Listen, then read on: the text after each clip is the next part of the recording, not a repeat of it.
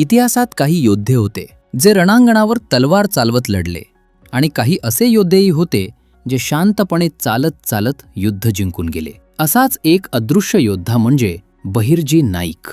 छत्रपती शिवाजी महाराजांच्या स्वराज्याच्या उभारणीत ज्यांचा मोलाचा वाटा होता, पण इतिहासाच्या पानांमध्ये ज्यांचं नाव फारसं पुढे आलं नाही, असे हे थोर गुप्तहेर बहिर्जी नाईक. बहिर्जी नाईक हे शिवाजी महाराजांचे प्रमुख हेर होते. आजच्या भाषेत सांगायचं तर ते मराठा साम्राज्याचे इंटेलिजन्स हेड होते. त्यांचं काम तलवार उचलणं नव्हतं, त्यांचं काम होतं शत्रूच्या मनात, हालचालीत आणि योजनामध्ये शिरणं. शत्रू कुठे फौज जमवत आहे, किल्ल्यावर किती सैनिक आहेत, शस्त्रसाठा किती आहे, हल्ला कधी होणार आहे, मुघल असोत, आदिलशाही असो की कुतुबशाही, ही सगळी गुप्त माहिती बहिर्जी नाईक काढायचे. पण हे काम सोपं नव्हतं. कधी साधूच्या वेशात, कधी भिकाऱ्याच्या रूपात, कधी व्यापारी बनून, तर कधी साधा मजूर म्हणून ते शत्रूच्या प्रदेशात अगदी निर्धास्तपणे फिरायचे. कोणालाही संशय येऊ नये अशी त्यांची चाल होती. बोलणं होतं आणि वागणंही होतं. घनदाट जंगलं, अवघड डोंगर वाटा आणि रात्रीचा भयाण अंधार,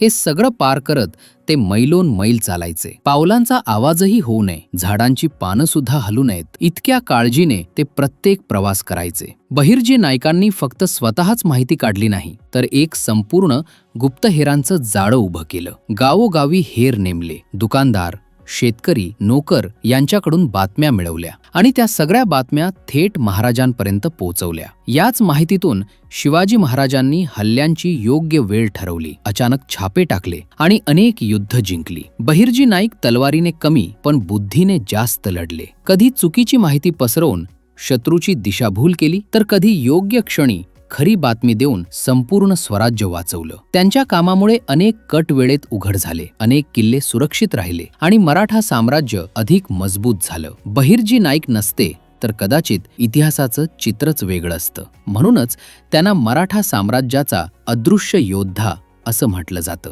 तलवार चालवणारे इतिहास घडवतात, पण माहिती देणारे इतिहास वाचवतात.